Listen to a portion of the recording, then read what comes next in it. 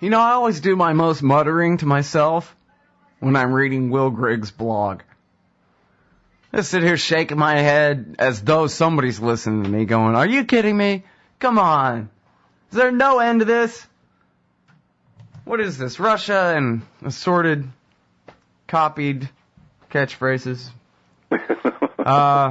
I just, you know, what? The local cops are treating the American people like, well, you call it Showtime syndrome. We're all Branch Davidians and they're all the ATF, and there's just no limit to who they will SWAT raid at any given time. I guess, just like that famous clip out of Waco, The Rules of Engagement, where the cop, I think it's ATF agent or Treasury Department official says, look, the days of cops in three-piece suits walking up to a door and knocking on it to serve a warrant, those days are over. And that was back in 1993, so here we are in the future, I guess celebrating the 19th anniversary of the loss of those good old days, Sheriff Andy Taylor and all that. Will, has America gone mad, or what is going on here?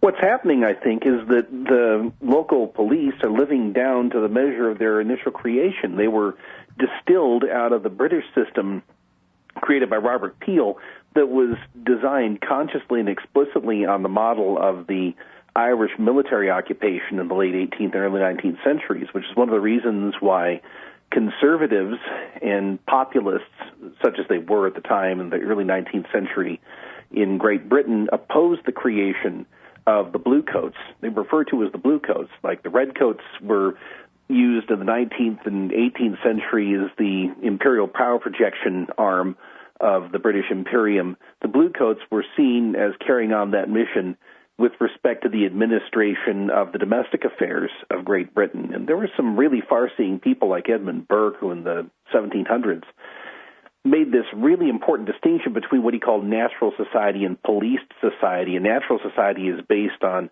contract and commerce and covenant and fellowship. In other words, all these things that truly civilized people do that involve some idea of consent and mutual benefit. A policed society is one where a government arrogates to itself the supposed right to regiment people according to the whims of a ruler. And, of course, Edmund Burke is considered properly, I think, to be one of the leading lights of genuinely civilized conservatism. And he understood that there was something really wrong in trying to organize a society based on what he called the mysteries of policy, through which coercion supposedly magically is transmuted into morality. And the police system in the United States is the offspring of that degenerate model. There was not a local police, paramilitary, structured, organized army of occupation for domestic purposes. There was not that type of a system in colonial America. There wasn't that type of a system in the infant republic, such as it was, once again, until the later part of the 19th century, when the British model took hold and started to flourish. And the thread line, the common connector here that binds the American concept to the British concept. The British concept actually for a long time was a lot less militaristic than the American version, interestingly enough. That's changing, alas. But the common idea is the idea that the police are employed by the state, not by the people. That's what's said for public consumption. They are the enforcement arm of the state. Anytime you're dealing with a police officer, this is something we pointed out before, Scott, and you take offense at the way you're being treated by this person who's supposedly a servant, and you say, wait a second, you work for me, I pay your salary. Those two comments are non sequiturs. They don't work for you, although you do pay their salary. What happens is that they're employed by the people who steal your money in order to employ them. They are their boss, not you. They don't look upon you as the subject of your service. They look upon you as somebody to be regimented, somebody to be controlled, and most importantly, a potential threat, because at some level I suspect every police officer knows that what he does most of the time, almost all of the time, for almost all of them, has nothing to do with protecting the public, but rather mulcting the public.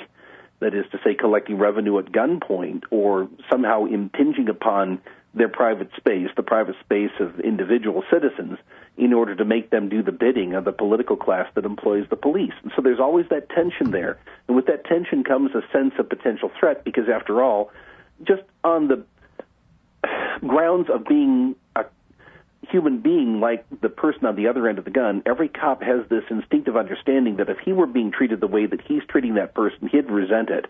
And so I think there's an element of bad conscience that factors into these threat calculations now that are being used to justify things like this SWAT raid in Evansville, Indiana last month that was the basis of trash talk in an online forum that was anonymous and completely implausible. And this is the sort of thing that reflects this SWAT raid in Evansville, that reflects this idea that the police are in a 360-degree battle zone, that every citizen they encounter is a potential threat, that they need to assert their dominance of a given piece of territory the same way that a soldier in an army of occupation would behave. In other words, they're living down once again to the measure of their creation. Yeah. Well, and that's the thing, too, when you talk about that relationship between the cop on the beat and the person pulled over, basically, or stopped on the side of the road. People have to abandon the idea that the person they're dealing with is some guy named Mike, and yeah, he's wearing that costume, but he's a person, and so maybe you can reason with him and get him to understand the thing so he doesn't ruin the rest of your day, when by that point, you ought to not be talking at all because, in fact, that's not a person named Mike. That's just the uniform and the badge talking there. That is the state there. Yeah. It's not a person that you can reason with or deal with at all. It's like an automaton with its own set of rules that don't have necessarily anything to do with, as you say, public service of any kind. At the risk of sounding like the incorrigible Trek dork that I am, you have to assume that everybody in the government-issued costume is a drone who's part of the board collective. In his previous life, or her previous life, that individual was a fully realized human being with whom you could reason and negotiate.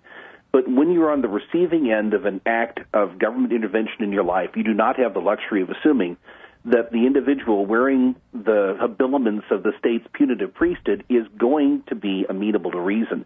That means you cannot afford to talk to this person in a way that's going to incriminate yourself. And given that practically everything we do is invested with this subtext of potential prosecution, you have to assume that anything you say, as the famous Miranda formula warns us, anything you say could be used as the grounds for prosecution, just as any gesture could be taken as a token of resistance, which supposedly in the name of that most sacred of all things, officer safety, can be seen as a threat.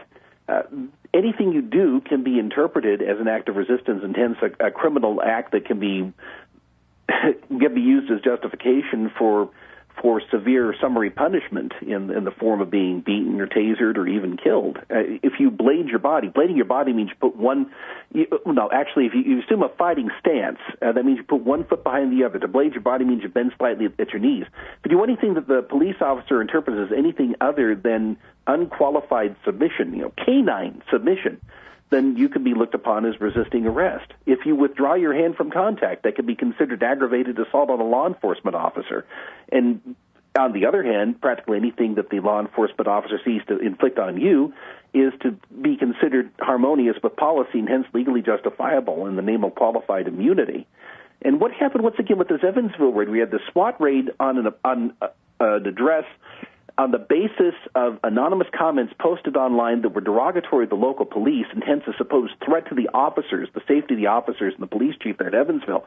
What happened is that apparently somebody piggybacked on an open Wi-Fi connection, and using this formula called a threat matrix, the Evansville Police Department decided that they had grounds for a full-force SWAT raid, and so they brought along an embedded reporter because it was so fraught with danger that they had involved a journalist, and what they told the public was this urgent attack, or an urgent counterattack on somebody who threatened to take down the whole police department.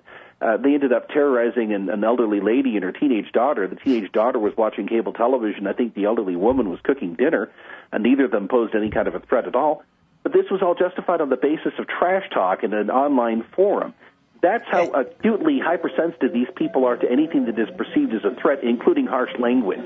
And that really is amazing, right? And no one in charge said, well, let's make sure who lives there before we kick down the door like the Waco raid. All right, I'm sorry. We have to hold right there. It's Will Grigg, freedominourtime.blogspot.com for his blog Pro Libertate. All right, y'all, welcome back to the show. I'm Scott Horton. I'm talking with Will Grigg, author of Liberty in Eclipse and the blog Pro Libertate at freedominourtime.blogspot.com.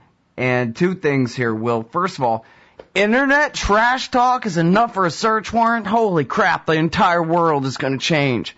And then second, Andy Taylor, the sheriff of Mayberry, was he the most successful and sophisticated police state propaganda in the history of the world, or what? The latter, unfortunately, appears to be the case in a rather ironic way, because everybody tends to personify your local police department, your local sheriff, through the lens of Andy of Mayberry. Now, as it happens, Andy Griffith himself was not inclined to support the exercise of unaccountable force by police officers and sheriffs.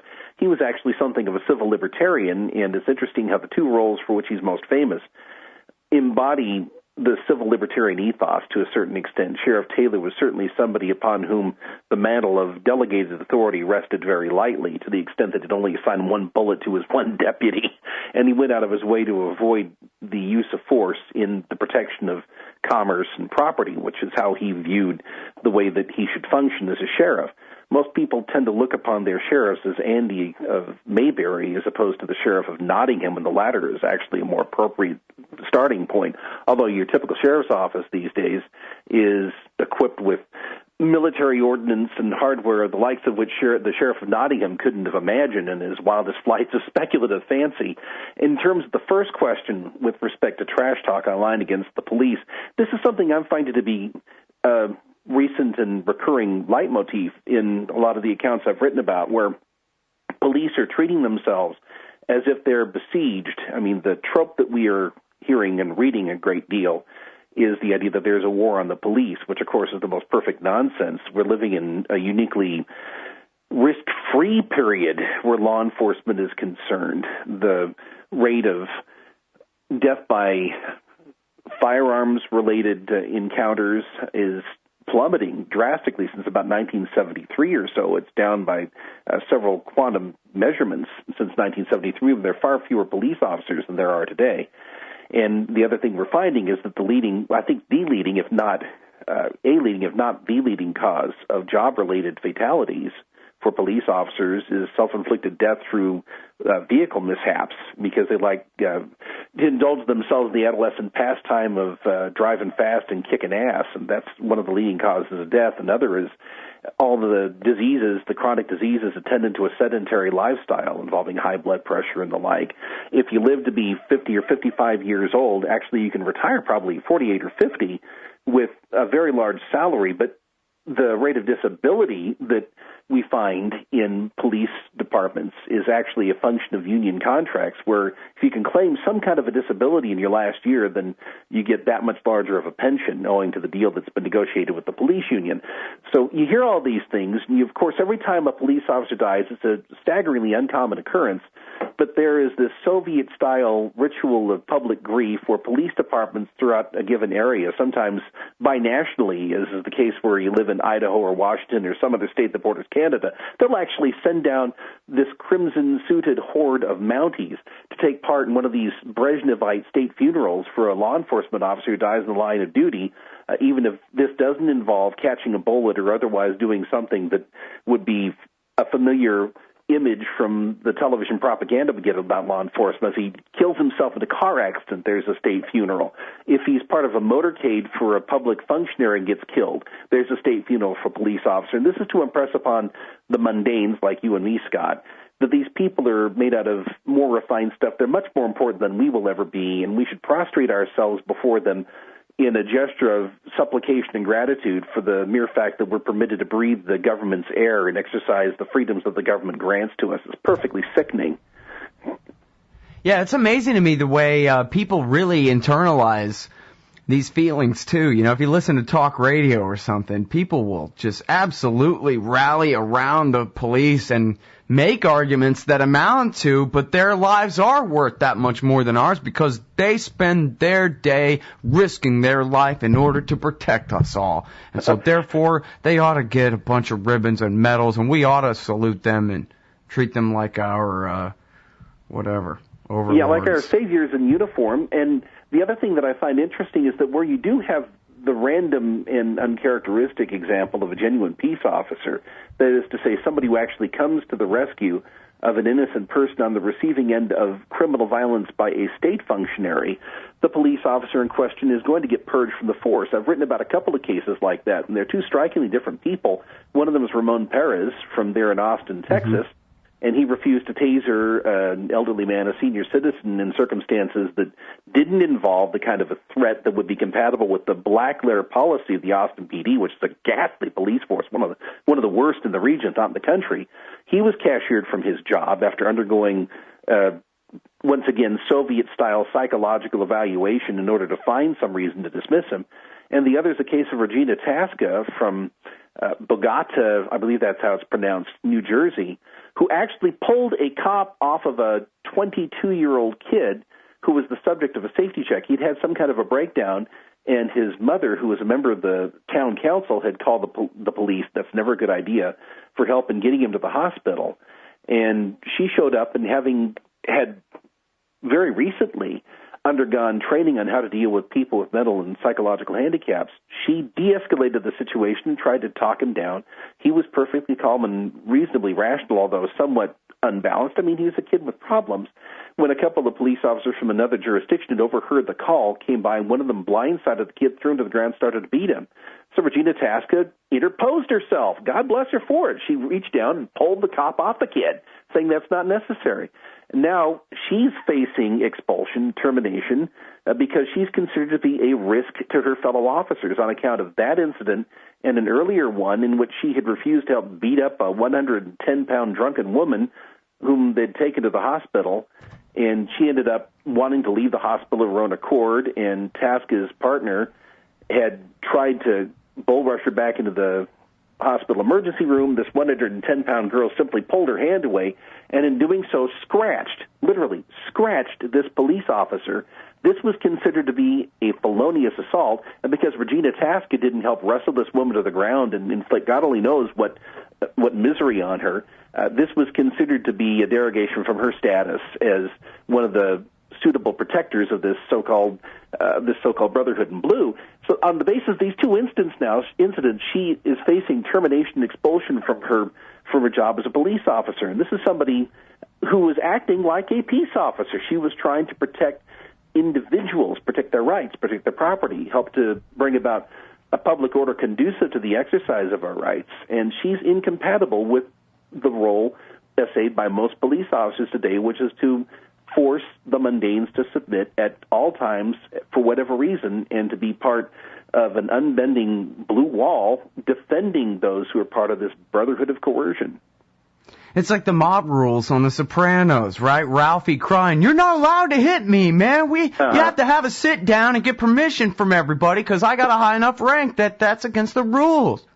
That's a very good parallel, but I think it's somewhat unfair because the mafia actually has a far more exacting standard for the use of force, not only within their own fraternity, but in dealing with others in the larger world. I mean, I'm being unfair to Ralphie, you're saying. I think you are, because there's a far greater sense of proportionality and discretion in the use of force by the mafia. One of the things I've written about is the case of Whitey Bulger and all the people that surrounded him, the federally protected mobsters in the Winter Hill Gang and some of the other elements of organized crime there in Boston.